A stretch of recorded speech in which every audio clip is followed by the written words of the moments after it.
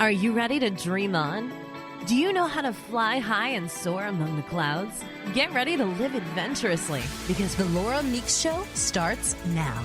Listen as Laura lifts you off the ground while teaching you how to fly high. Forget ground-level drama and be prepared to confront your dreams head-on as she encourages you to navigate towards your North Star and into what just might be the best life you've imagined. Dream on. Live adventurously on The Laura Meeks Show. Everybody, this is Laura Meeks.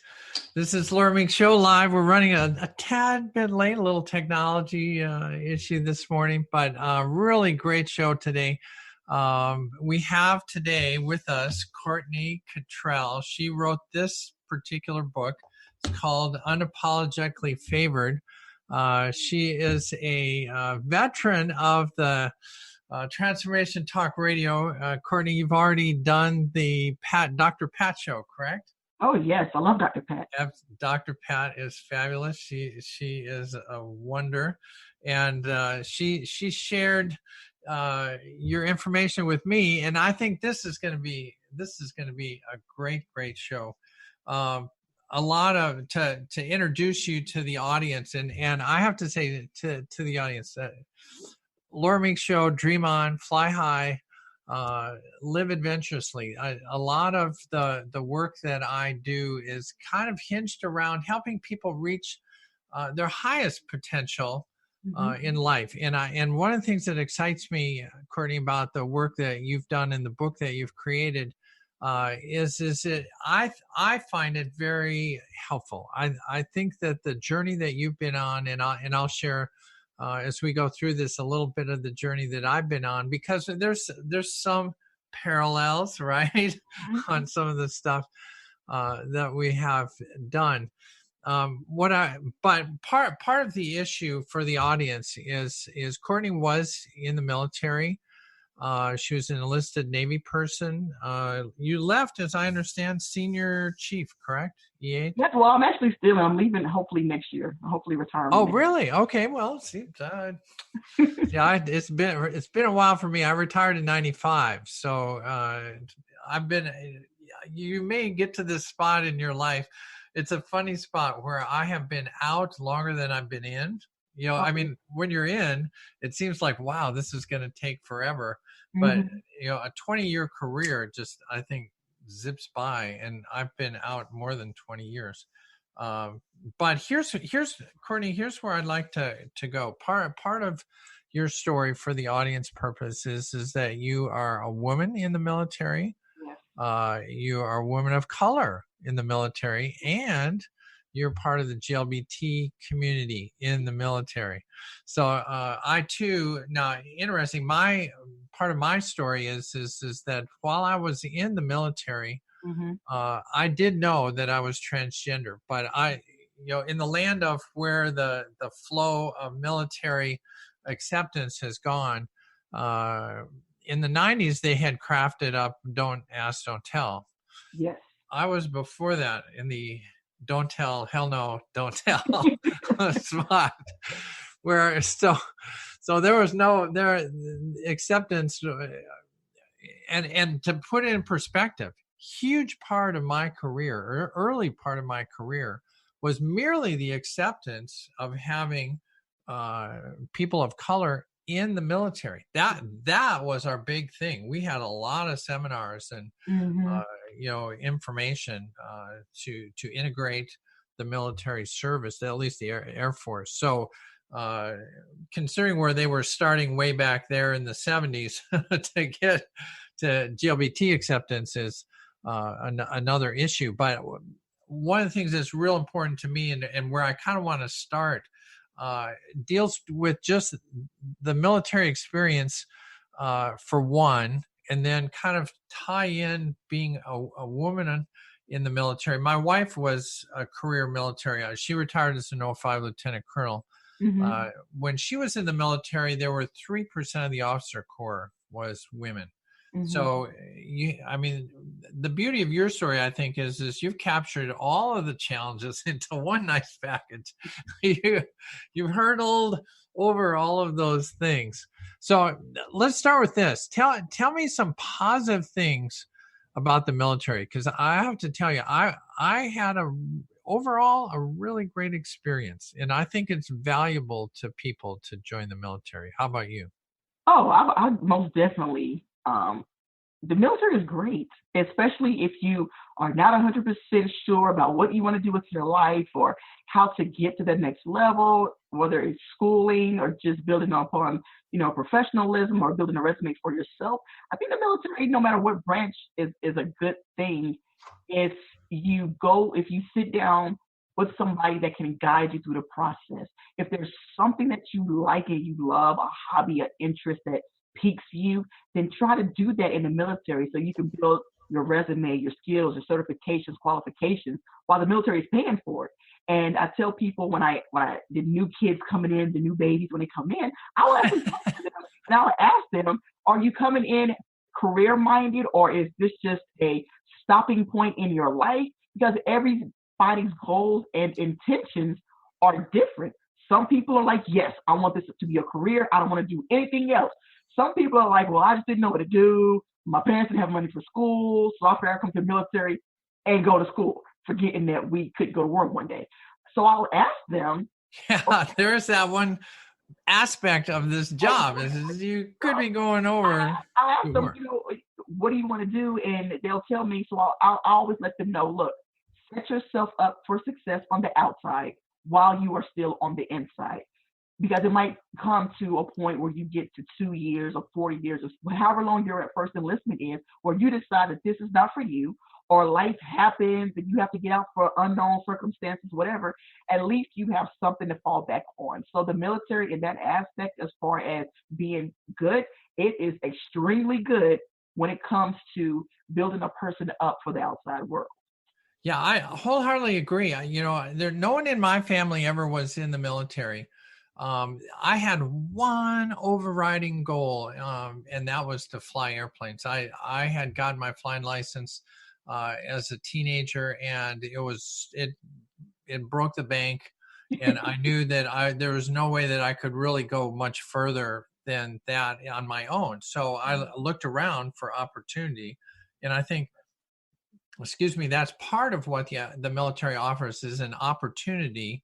Yes. And if you can match kind of where you think you want to go with the opportunity, then it was worthwhile. I know, my whole goal was to get into pilot training.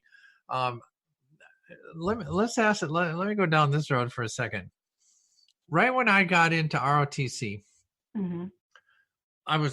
When you join ROTC, they kind of categorize you as a pilot or other mm-hmm. jobs. And so I came in and there was really no qualification at the beginning. So I just said, I want to be a pilot. And they said, yeah, you're in the program. But as time went on, then they said, well, you need to get a scholarship. And so I tested for a scholarship, did really good, got a scholarship. When I went over there to sign it, the colonel says, there's this one thing. And this is where I've learned to listen very carefully when they say there's this one thing. Mm-hmm. Because he said, well, this is actually not a pilot scholarship. This is a navigator scholarship. I said, okay, well, then I'm out. I don't want that. And he goes, no. Here's how you do it is, you sign here on the dotted line. You can be a navigator. And then next year when you come back, we're going to upgrade it and you'll be a pilot. So that way you get a scholarship and you'll be a pilot. Ooh, life is good. 18 years old. I buy into that. When I came back at the end of the summer, he had retired. My first little fuzzy feeling, this is not going well. And part of the reason that I stayed in so long is that it turns out there was no way for me to get out of that contract. I spent the first 6 years of my career as a navigator trying to get back into pilot training, which I eventually did get back into pilot training. So in the land of welcoming people to the military, part of that is to be open and cautious as to what exactly they say. Because in your book, one of the things that you talk about, and let's say that one more time, unapologetically favored, Courtney Kittrell. You can get it on Amazon. It works very well. That's how I got it.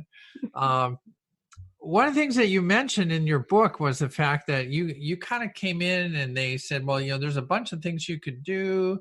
And then they said, oh yeah, there's this aviation thing. Maybe you should try that. It's like, oh, okay, I'll go that way. And then that kind of opened up a whole new world versus I think the things that they were telling you could do at the beginning. True? Yes, when I first came in, I have an uncle. He retired as a E6, a first class petty officer. So he eventually guided me through the process. But in the very beginning, recruiters come out and they just want to make sure they get people in. They have certain criteria. They have to, to get certain people in different programs, backgrounds, male, females, etc. So I came in and they offered me, I think the first one was an SH, which is a ship storekeeper. Now I think it's a retail service provider. They keep changing the names of it. Yeah, to protect the innocent carriers. I would be stocking vending machines or working in the barber shop, cutting hairs on the ships, or at the time also dry cleaning for officers and the crew on the ship. Yeah. And the process was, I don't want to do that when I get out the Navy. I don't want to stock Pepsi machines or work in a barber shop or run my own dry cleaning services. I wanted to do something that was going to make me marketable, so to speak, when I got out, make me put a little more money in my pocket if I decided I didn't want to be in for these 20 years. So I talked to my uncle and he was like, that is not what you want to do. So he put some nuggets in my pocket. I went back down to the recruiting station with my mother and it was like, no, this is not what's going to happen. So they gave me a book and we're flipping through it and they said, well, we do have an undesignated airman, which means for the Navy, you go in without a job. You get a chance to kind of experience a different job in the aviation field. Then when it comes time for your advancement exam, you can choose what exam you want to take, and then that's how you would get your job, your rating or MOS. And that's what I did. So I came in undesignated with no job, and I was like, you know what? I don't think this hard work and turning rich into things is for me. So I was looking for something in the office. I was like, oh, they get to sit in the office all day doing paperwork. I think I'll try that. So that's what I did. And 20 years later, I am still kicking it. Yeah, well, and I love that, for those that are listening, again, I think there's incredible opportunities in the military as long as you understand, kind of what you're going in for, and to be, in my world as a pilot, I talk a lot about vision and visioning and flight planning and knowing where you want to go. And I will say that, as an 18-year-old, it's somewhat hard to maybe have a career vision. But I mean, you were very clear that, well, dry cleaning, not the thing that I was really looking for, guys. I was thinking maybe something else. And interestingly, if you stick to your vision or your flight plan or your what you want to do in the military, and say, well, that's not quite it. Give me another chance. Give me another idea. Let's try something else. Eventually, you'll get a pretty good match, I think, of what you want to do. I think the challenging thing is when you just stumble into the recruiter's office and give me whatever. Yeah, they'll give you whatever. Exactly, and you'll regret it in like the first month you get to your first command. Yeah. So let's go down the road. First, a woman of color in the military. Mm-hmm. Now, you're probably 20 years after me.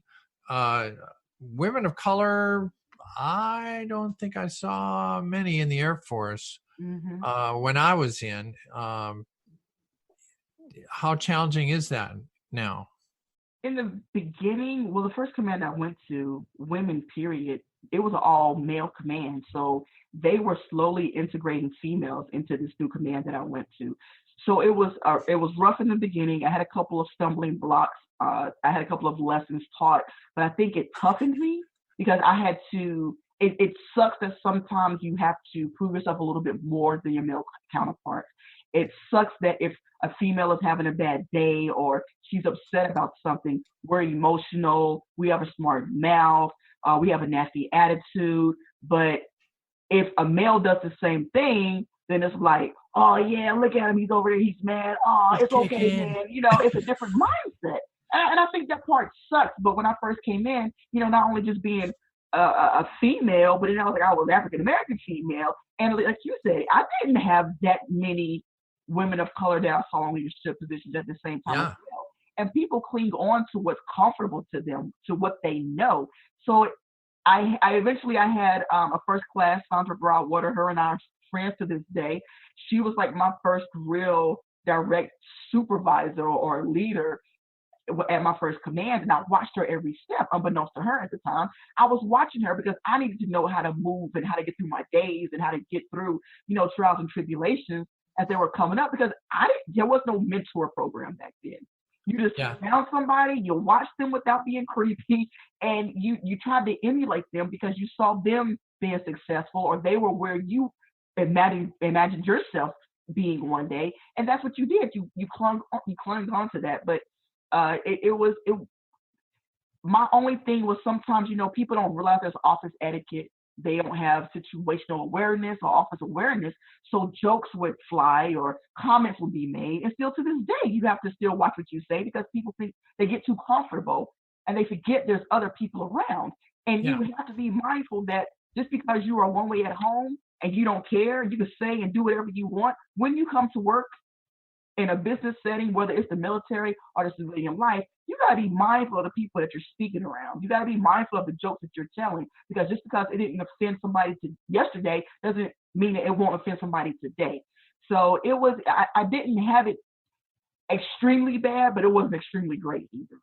Yeah. Well, and in my case, I have to say I have a unique perspective in that in a lot of the presentations that I give, and I talk about the things that have happened before my transition, after my transition. But when you think about it, I really started way up here. I was a tall white guy, college educated, in the military, flying airplanes in the land of who had privilege. I mean, I had privilege.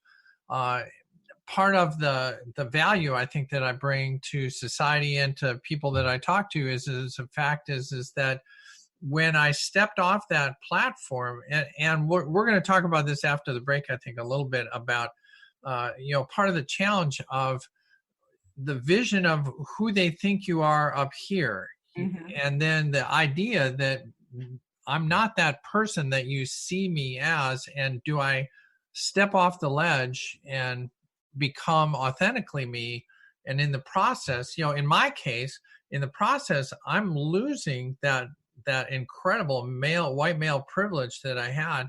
And I'm dropping in my experience, I dropped like from the top to the bottom, because all of a sudden I'm no longer a tall white male, and I'm not really female in the fact that I'm, naturally born women. So now I'm down here in the transgender world, which kind of in many cases is bumbling around on the bottom. And all of a sudden I'm, one of the challenges that I find that people in the transgender world have, especially male to female, is that it's awfully, it becomes very apparent what you gave up.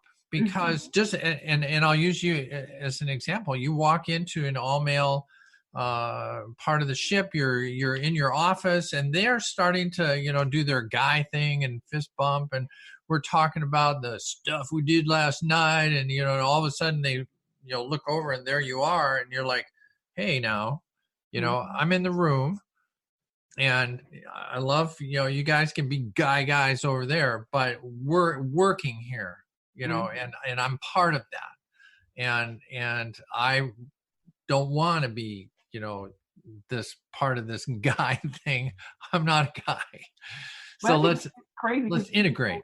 They fear what they don't know. And if you are different, they don't understand, they don't know, they can't relate, so they don't have any empathy. So they look at you as if you're beneath them.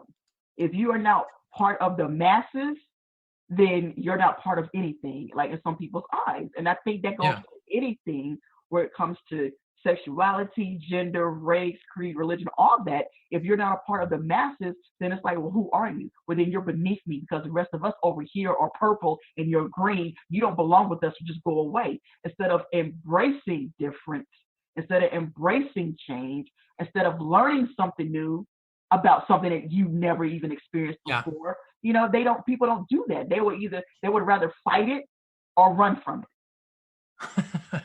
Well, with that, I think that's a great spot. We're going to take a quick break here, but when we come back, part of what I want to keep following down that path a little bit, because I do think that I found in my world that part of my responsibility as a transgender woman is to help educate people from that.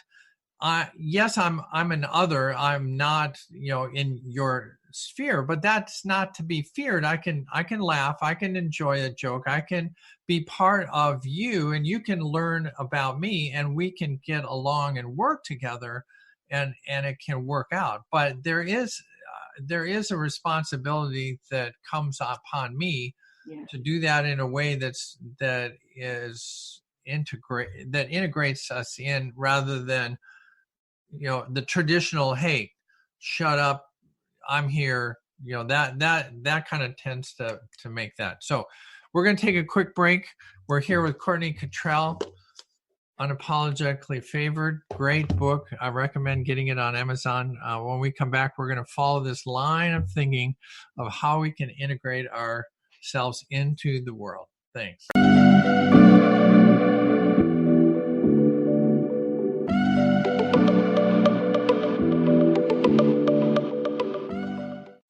Do you know how powerful your thoughts and beliefs are in determining your experience of your life? Is it really true that simply by changing some of the words you use in your day-to-day language, that you can change your life? I'm Megan Edge. Join me on Playing on the Edge, Radical Change with Ease, with my co-host Dr. Pat on Transformation Talk Radio. I look forward to seeing you there. To find out more about Megan Edge, visit her website at meganedge.ca. Join us, Tina and Laura, on the Ghost Helper Show, where the paranormal is more normal than you think. We break down the doors of the scary and the airy-fairy in a logical, scientific approach. As psychics who once led ordinary lives until paranormal events reshaped our world. Join us every Thursday at 10 a.m. Pacific on TransformationTalkRadio.com and Facebook Live. We prove that the paranormal is more normal than most people think.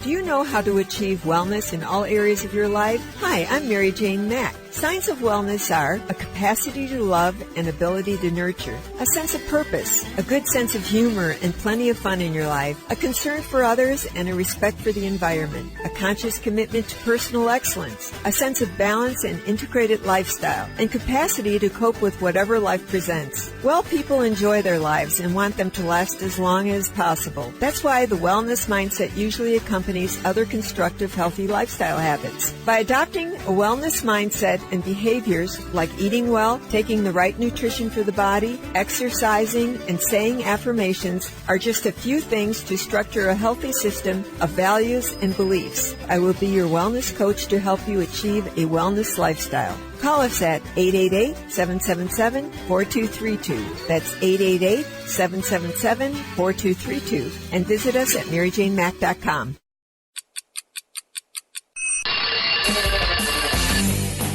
Coming to you live on TransformationTalkRadio.com is the Brilliance Ultimatum. Time's Up with Claudette Rowley. Powerful conversations, practical innovations, and transformative solutions as Claudette and her guests delve into the possibilities and what she calls reality resistance. Join the cultural revolution and annihilate obstacles. Check it out at culturalbrilliance.com. On the cutting edge of the new mainstream, Christine Upchurch is passionate about bringing together science, psychology, and spirituality in a way that can be applied to our everyday lives for true transformation. The Christine Upchurch Show. Stellar conversations to illuminate your journey. Engages some of the most outstanding visionaries on the planet in lively dialogue to inspire you to become that bright light you're meant to be. Join Christine every Friday at 11 a.m. Pacific Time on KKNW, AM 1150, and Transformation Talk Radio.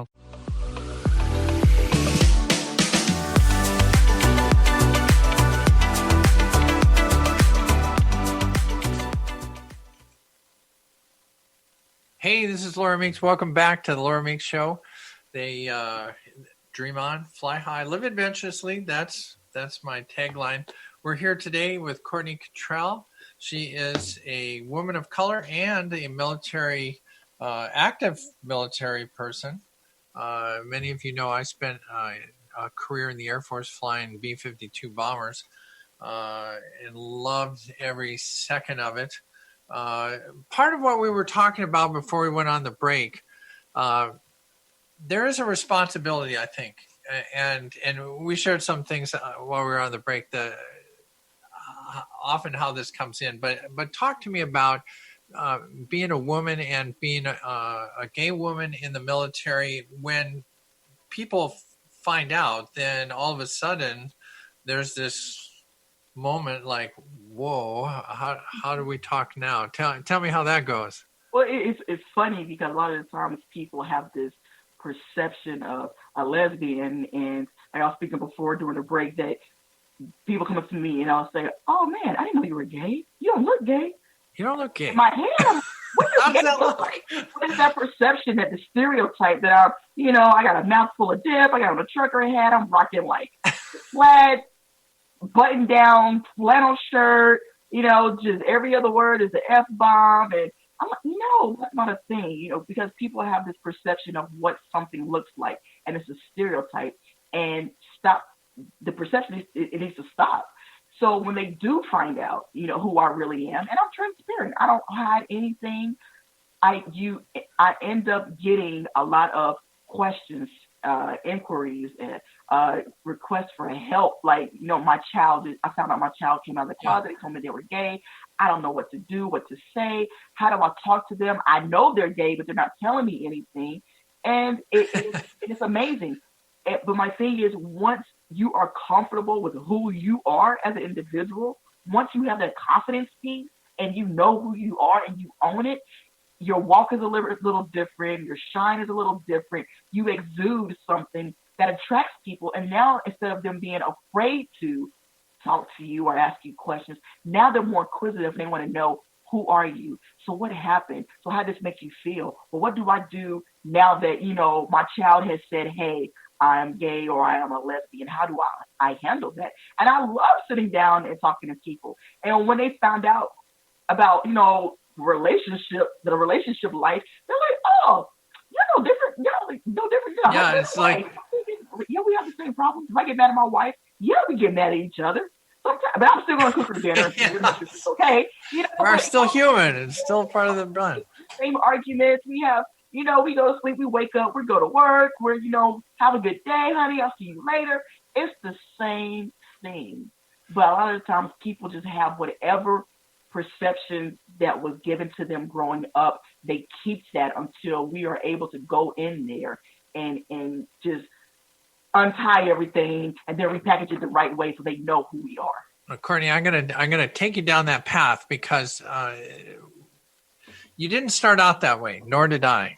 Yeah. They, one of the challenges that I found is I grew up as a middle class white boy going to an all boys school, and with our education, when we come into this world, and I call these paradigms, that it's kind of when you're born, your parents and your teachers and your family teach you this is how the world works. This is what's going on there. Mm-hmm.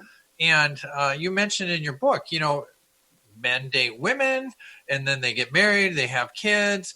That's how the world works. Yeah. And all of a sudden you're like matching yourself into this environment. And for me, one of the things that I found very interesting is that people often ask, well, did you know when you were born or, when you were young, did you know you're transgender?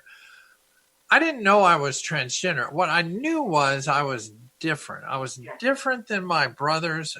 I was different than the guys at my school. And it really became apparent when I was in college because I joined a fraternity of all things. And these guys were thinking differently, much differently than I was. And it wasn't until I was actually 31, 32 years old that I finally had a term. And I thought, oh my gosh, this is it. This is who I am. But with that came this, oh my God, I'm in this box over here of these outlanders, of these outcast people. And know I'm one of them, but oh man, there's so many problems, and do I really want to be that? And there was a long-term process, a number of years for me to grapple with that. I'm a transgender woman. And there was a point, a very specific point in my life where I was on the Beltway in Washington, D.C., stuck in traffic. And I actually reached up to my mirror, my rearview mirror, and I turned it right so I could see myself. And I looked around. No one's around. No one's recording me. And I looked in the mirror and I said, Laura, you're a transgender woman. And I have to say, for me, that was an incredible moment of self-acceptance. And one of the things that you said is once you accept who you are, the world changes. People all of a sudden, when before that, people would say, well, your hair's kind of long. And I'm like, oh God, what if they find out I'm transgender? It's like, oh, no. I like long hair. Yes. But when all of a sudden I'm happy as being a transgender woman and they say your hair is long, I say, yeah, I'm a transgender woman. Mm-hmm. And they're like, oh, okay. And then it was like, there's a certain amount of acceptance from other people when you're okay. When you say, hey, I'm a lesbian, they go, oh, okay, great. Mm-hmm. And true for you? Tell me about that. So you have to have the conviction. I believe you really have to have a conviction. And, my story was I was living in this world where, like you mentioned before, everybody, man, wife, 2.3 kids, white picket kids. You mentioned that in your book. One boy, one girl. Yes, everything is just glorious. And I was trying to fit that image because I didn't know anybody else that was like me. Growing up, I'm from North Carolina and, still kind of south, but not all the way down south. But, Southern Baptist Church growing up, you go to church and the pastor's preaching, you're going to hell if you commit this sin, you're going to hell if you like this prayer. I was like, I don't want to go to hell. I don't want to get burnt up. So you don't tell anybody anything. You keep everything to yourself because you don't want to look like a disappointment to your parents who want the best for you and are expecting you to go out and just do everything to save the world. So you can't talk to your parents about anything. You don't know anybody else that is like you. So you're trying to figure it out on your own. You're like, oh, it's just a bad cold. I'll get over it. Let me move on with my life. But it's not a bad cold. You are like, it's something that, you're never ever going to get rid of because it's just who you are. So I grew up trying to appease the world instead of living for myself, instead of living in my truth. I was living in everybody else's perception of the truth that they thought how I should be. And I wasn't happy. I got married and, and it was sad because, the guy was a good guy. Mike was a good guy. And I felt bad. Even to this day, I was selfish because, those were years of his life that was taken away that he can't get back because I wasn't up and upfront and honest with myself. Yeah. So I drug him through this. And when everything came to a head, it was just, I was so numb to the situation because I did not know what to say. I was not sorry for who I was, but I was sorry that I drug him through this. And then this is how he found out because I was too selfish and couldn't just be upfront and honest. But since then, I tell people, you have to own who you are. Once you own who you are and you have conviction and they see that you have confidence, people will not mess with you. But the minute that you show your weakness, the minute that you show that you are uncomfortable, that is when they're going to nitpick at everything you do, at every move you make, at every word that comes out of your mouth. All day. Well, and it's interesting. You can relate to this in some regard. One of the challenges of being transgender is I actually have to change my physical appearance. Mm-hmm. And so as time goes on, I'm starting over here in the guy world, and then I'm going to grow my hair long, and I'm going to wear some makeup, and eventually we get to the spot where typically transgender people want to test it out and see if they can pass in society without like getting beat up or whatever. Mm-hmm. And typically that means going to the mall. And it's so funny because the very first thing that happens is that a transgender person will walk into the mall and they'll look around. It's like, do they see me? Do they see me? Am I walking right? Are they looking at me? And just by the very fact that you're doing that, that's not what normal people do when they go into the mall. The more normal people walk, just go walk and they go to the store. If all of a sudden you're scouting out everybody and wondering, that's like unusual behavior. And all of a sudden people go, what's with her? Or, oh my God, I think I know what's going on. And I think that's part of what happens when you find yourself authentically, then you can just be you. I'm just walking into the mall. Now, let me ask you this, though. Tell me about, for the people that are out there, because one of the things that you said is so very true. You know, for umpteen years, I was sure I was the only person that ever had this issue. And then when I figured it out, I found 2 people in the chat room. Yes.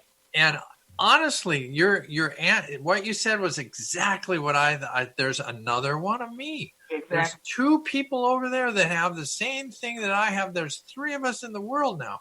Yes. Not realizing that there's hundreds of thousands of us, but when you're there, that's what you're feeling. It's like, I can't tell my parents, I can't tell my friends, I can't tell anybody, and then all of a sudden you find somebody. I think that's getting better. But tell me, for a young person that's sitting here listening to us talk and says, yeah, I can't tell my mom, where do you go? What do you do? I just tell them to be your true self. It is going to be hard. The pressure is there because today's society, we are so worried about how people look at us. We are so worried about what people think about us. And I tell people, what somebody else eats does not make you go to the bathroom. So why do you worry about them? You live your life for you. You do what you have to do for you, because the same people are going to talk about you regardless. If I'm confident in how I am and being a lesbian, they'll talk about my shoes. They might think my shoes are ugly. People are going to talk. It's just going to be a thing, and we just have to understand that. And a lot of the times when people do talk about you, one is because they actually want to know how, what, where, why, but they don't know how to address the situation because they're curious. They want to know, but they don't know how to confront it. But just living your true self, and know that when you walk through the mall, people are looking at you, but they're not looking at you because of the reason you think they might be looking at you. Yeah. They're looking at you because you don't have any confidence, and you're walking through looking funny, like, what's going on? Why? So the attention's not being drawn because of who you are. It just may be drawn because you are not comfortable and you're trying to yourself. Well, and one of the things that there was another moment for me that was a real kind of an eye opener, because I'm 6'3". I'm a really tall woman. Mm-hmm. And so when I'm walking around, especially at the beginning, I'm thinking, wow, they're going to figure this out in no time flat because I'm like really tall. And especially kids are aware of height differences. Mm-hmm. So one day I was in like a 7-Eleven getting coffee, and I'm in line. There's a whole bunch of people, and the guy in front of me is like a dad with a little girl. And the little girl looks up and she goes, wow, you're really tall.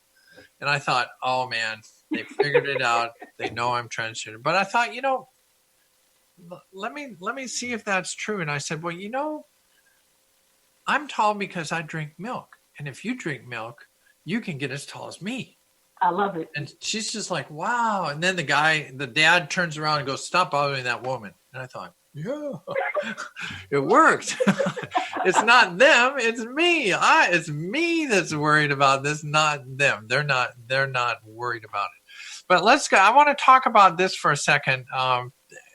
Your responsibility, because one of the things for me that was a big move in the transgender world, there's a lot of feeling.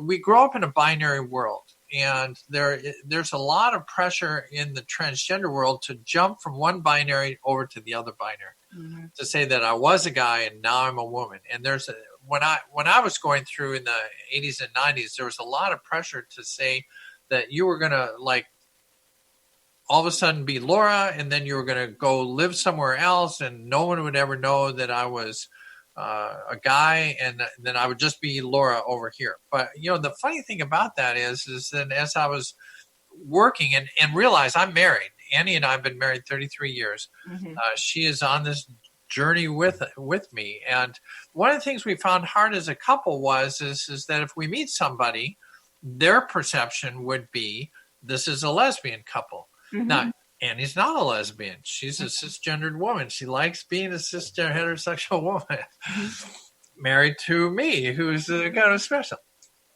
And so the challenge became, well, if we're going to start talking about, well, when did you guys get, how'd you meet? And you've been married 33 years. Gay people can't be married. That was not a thing 33 years ago. It was like, all of a sudden there's this, like, how do I hide all of that? Or how can I integrate all of that? And for us as a couple, the big to-do was just to be comfortable that Annie's married to a transgender woman. And then I can talk about flying B-52s and how fun that was, because I was a guy back then. And we can talk about being married in the Catholic Church, because I was a guy back then. And then the B-52 overrides everything else, because they're like, forget the transgender part. Tell me more about the B-52. Yeah. Oh, and then we're off and running. And then they can go home and say, well, I met the nicest woman and she's transgender. Tell me that happens to you. In the process of doing that, you'll be surprised, and you'll probably never know how many walls you have knocked down in their minds when it comes to perception and stereotype. And now they're like, oh man, that wasn't so bad. They don't have that, oh my God, that was a gay person. Oh my God, that was a transgender. They don't know, they're uncomfortable, because they realize for some reason, we're people too. Like, I don't know what it is. It's like, we're people too. We have feelings and emotions. We're cool. Yeah. We can hang out. We can go to the parties and the clubs. We can have a conversation. But it's the awkwardness of them not understanding, not knowing, being scared they might say the wrong thing, or not knowing how to address somebody, but once you start to talk to them, and once they realize, you start having something in common, the relaxation comes on, and then they're good. And now it's like, oh, okay, it's just me having an adult conversation. That's all. Yeah. Well, now let's go. I want to go back to I want to make sure we cover a little military issues as well. Right now, the current president is not a fan of my kind being in the military, which is funny, because you've been in the military, I've been in the military. You can say what you want, but in my world, GLBT members have always been part of the military. Yeah. You may not have seen them, but we've all been there. I was there, and after coming out of the military and getting involved in the transgender world, I can't tell you how many military people are male to female transgenders. There's a lot of people. And my contention, and it's interesting, I went back to an air show and I met a B-52. They had a B-52 on display, and then the crew is there to kind of answer questions. And I walked up, and it was kind of funny. I walk up and I said, well, I used to fly this airplane. They're kind of like, women don't fly this airplane. It's like, well, that's the interesting part. And as we got talking, I said, I'm a transgender woman, and I flew for years, and I came out after I got out. I said, tell me about your experience. Would that be a challenge for you if a transgender person was on your crew? And they all said no. Exactly. If you can land the airplane, that's really what I want. Save my life. If I'm in harm's way, I don't care what you have going on. I don't care who you're sleeping with, who you're married to. I just want to get home to my family the same way you want to get home to your family. That's it. I think that it's an important message for everybody to understand, because my contention is when you're in the military doing a job, or you're in a battle, or whatever, it's about, we got to get this job done. Correct. Can you launch the airplanes? Can you get this job done? Can you watch the radar? Can you do the things that you're supposed to do? And to me, I think one of the things that I think that that there's value in the military is the fact that because of the structure of the military, there is a certain advantage as far as integrating people of different backgrounds together into the job. Because in my experience, honestly, one of the things, north or south, there were a lot of people that were from the South. Well, I grew up in Minneapolis, and so all of a sudden I'm in the military, and there's people from the South, and then there's people of color, and then there's Asians, and all of a sudden I'm in a melting pot. And the value to me was the commander can come along and say, look, dudes, I don't know what you're doing, but get on the job. We're here to do the job. Forget about all this other stuff. Let's just get it done. And then when you're done, there's kind of like grab a beer and hang out, and all of a sudden they're like, hey, so tell me about your life. And next thing you know, you're integrating in society. Would you say that's part of your experience? Yes, and it really came to a head when I was working at boot camp. I worked at boot camp for the Navy for 4 years, and that was the number one challenge when you have anywhere between 70 and 100 plus recruits from all different backgrounds, all different walks of life, and we're telling them, you're going to be battle buddies for the next 6 to 8 weeks. And that's really true. You are going to wake up together. You're going to shower together. You're going to eat together. You're studying together. You're marching together. This is your family. This is your home. These are your brothers. My first 2 divisions were all males. They were all young males from all different backgrounds, all different walks of life. And some of them have never interacted with people outside of their race. They've never had a conversation, or they grew up with beliefs and perceptions and stereotypes from what was taught to them or what they saw on TV, because they never got a chance to be culturally diverse by going to a diverse high school. So they come in, and my job, along with, whoever else I was working with at the time, our job was to get them all on the same line in life, to meet the same goal, to accomplish the same mission. And sometimes some of them were a little harder than others, but for the most part, when they all come together, they don't realize that there's strength in numbers. They didn't realize how much they could accomplish by not being judgmental, by not assuming, by not believing everything they heard or saw on TV. They don't realize how much they have in common. And then when they realize, like going back to what you had said earlier, they realize they were not the only ones that grew up in a broken household. They were not the only ones that were abused when they were a child. They were not the only ones who probably thought they were gay and didn't know it. It's so many things that come out, and they end up forming lifelong relationships. And I think that is the most beautiful part of the military, because there are a lot of people in the military that would not be friends right now, would not have bonds or friendships with the same people they speak to every day if they were never in the military. They probably would never even walk down the street and speak to them. But now their people are friends for life. Yeah. Now, tell me in that experience, I mean, you're with all these male recruits. I can't imagine that there wasn't somebody that said, hey, what's she barking out orders for? Who the hell is she? Oh, and you're like, yes, I'm your commander, and that's who I am. And so in Navy boot camp, we have a ship that's a male ship. There's all male divisions in there. But we make sure we put female leadership in there just for that reason, because you have some young guys that grew up being taught that you don't take orders from a female. A female doesn't run you. You only respond to men because for whatever reason, women are beneath the guys. So we have to break that. I tell when the new recruits, when they come into the military, you are about to be reborn. Your life is about to start over, because we have to unravel everything that was taught to you for the last 18 plus years. And we have to teach you how to walk, talk, speak, eat, dress, march, think, work. Everything has to be taught to you all over again to conform you, to have you form into what a military service member is. And sometimes it's a little more difficult for some than others because of how they grew up and how they were taught. Yeah, well, absolutely. And to me, that was a value. Truthfully, me joining a fraternity was very similar in that we had football players and geeks and chemistry majors and, phys ed majors. And I mean, we just had a whole group. And for me, being around a whole diverse group was a very important part. My military career obviously included a lot of that as well. And I think that's an important thing. We've got like 2 minutes left. Tell me, what in the land of Courtney Kittrell, what would you want our audience to know about you and your message and where you're headed?